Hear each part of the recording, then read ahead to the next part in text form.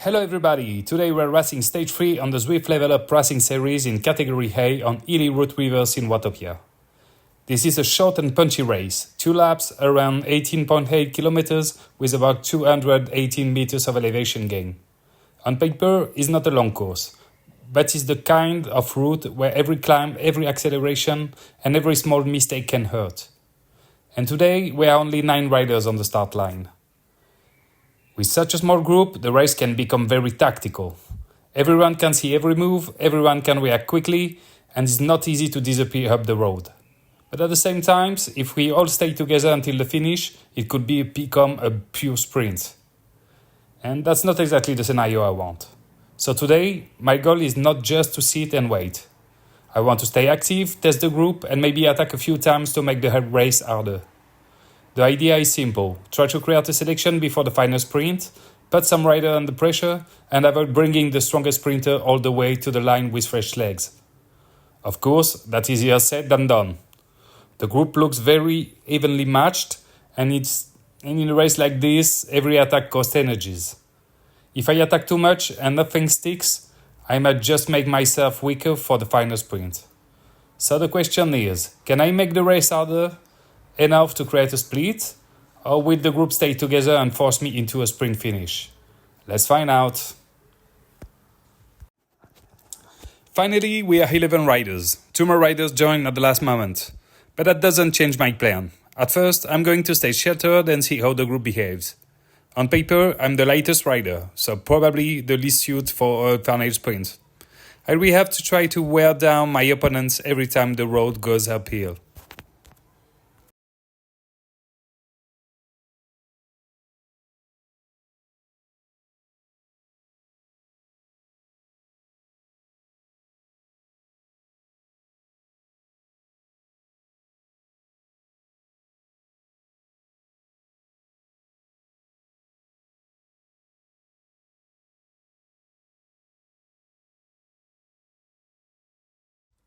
At kilometer 1.5 in the groups, this succession of small climbs and short descents, I can see that the Belgian rider has the same intention as me and is trying to make the race harder.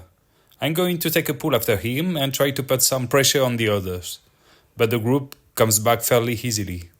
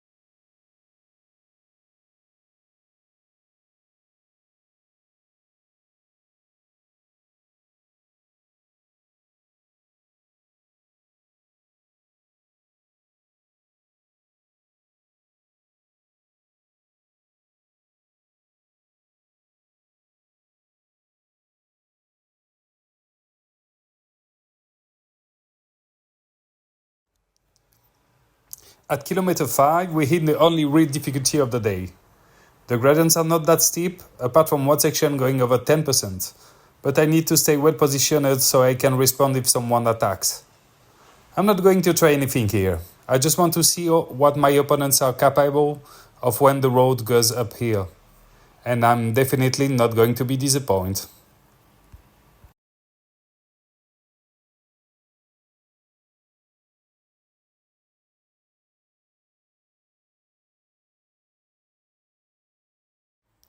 In the hardest part of the climb, the Korean rider Lee really starts to push the pace, going up to around 7 watts per kilo. At that moment, I'm a bit too far back, so I have to push harder to get back to the front of the group and avoid getting caught in a split. But in the end, everyone manages to follow, and nobody gets dropped. That's when I started thinking my plan might not work.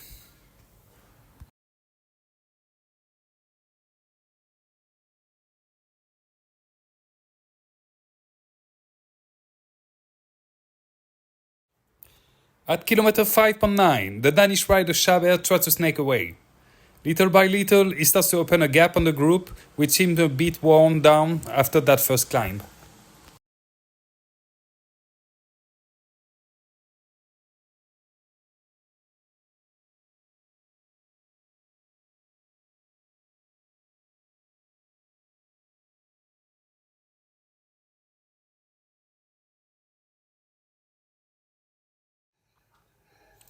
I'm going to use a small rise after the descent to get out of the saddle and bridge across to the Danish rider.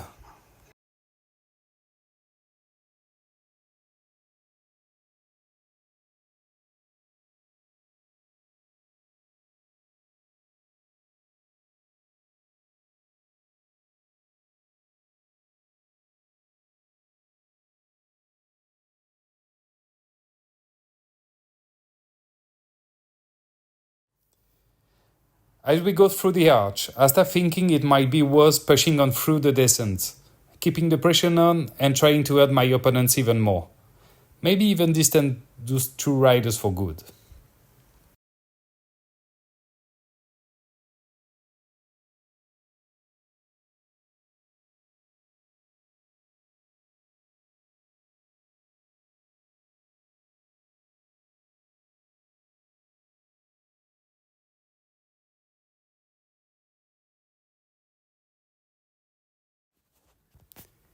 By doing that, I force the other riders to make a big effort as well to come back to me. I'm quickly cowed by the Belgian rider, who comes past me and tries to launch his own attack. As for me, I drop back into the peloton and wait for the next opportunity. With that move, two riders have been slightly distanced from the group, the Australian Mark Koske and the Korean rider Hilly.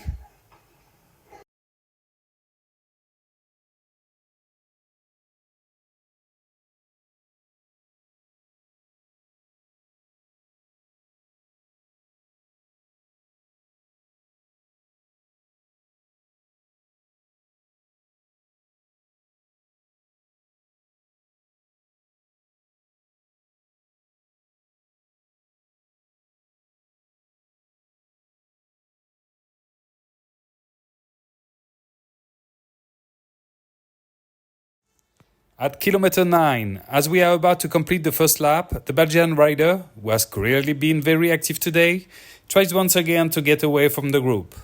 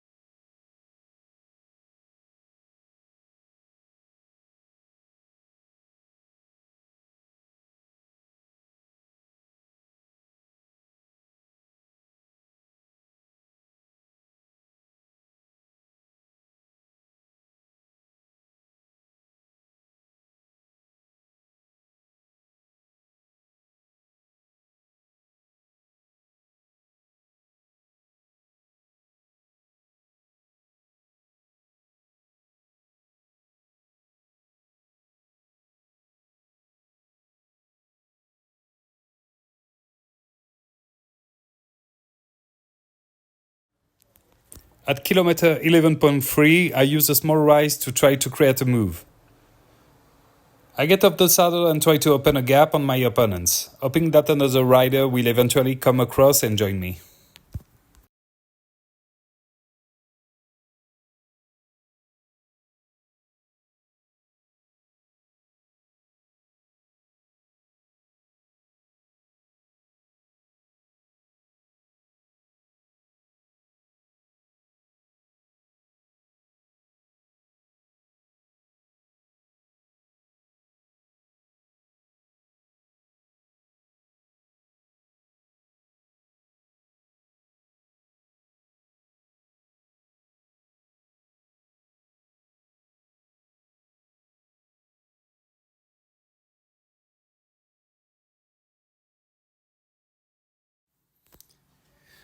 I get caught at kilometer 13.3 with the Belgian rider bringing everyone back to me.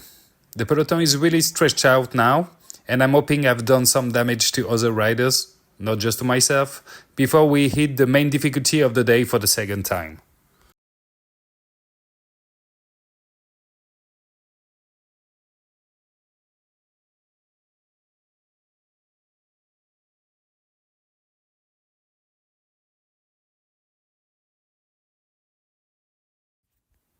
At kilometers 14, we hit the main climb of the day for the second time, and just like on the first lap, the Korean rider Lee starts to push the pace again.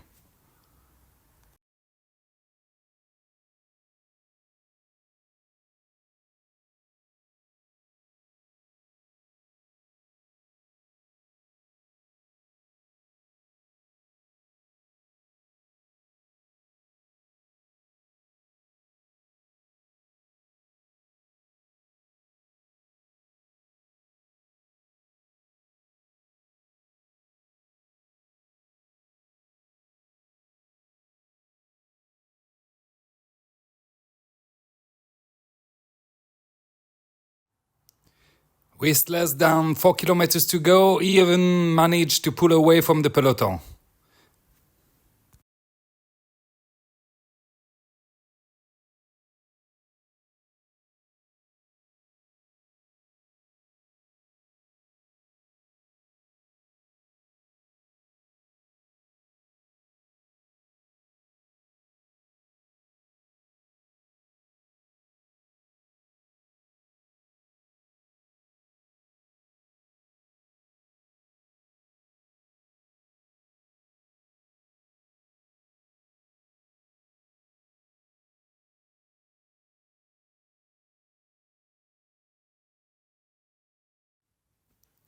But he's quickly chased down by the Danish rider Moosman, and he gets caught again at kilometer 15.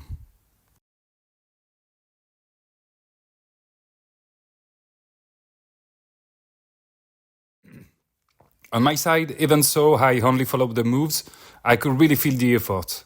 I was getting hard and I was starting to pay for the energy I had spent during my breakaway attempt.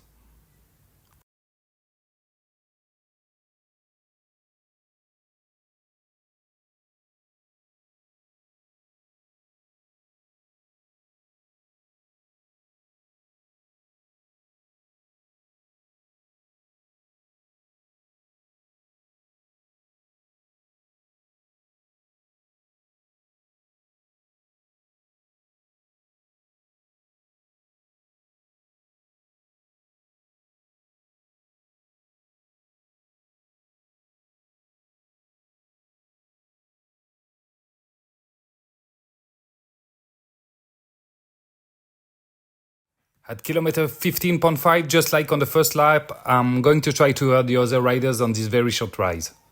The idea is to see if anyone is even less fresh than me, and if some riders also struck during the climb.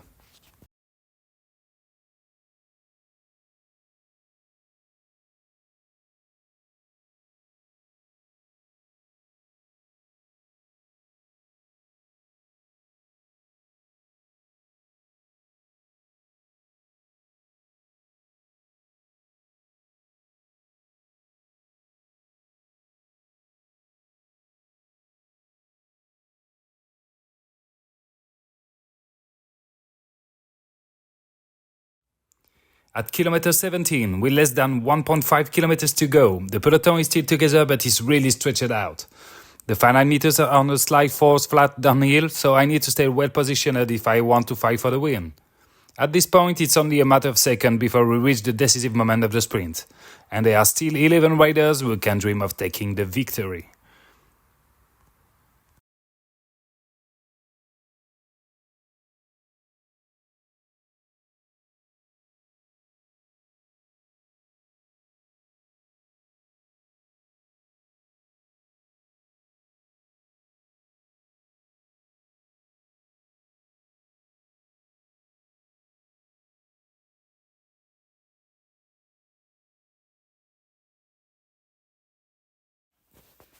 Only 500 meters to go now. I'm sitting in 5th position and the group is starting to spread out.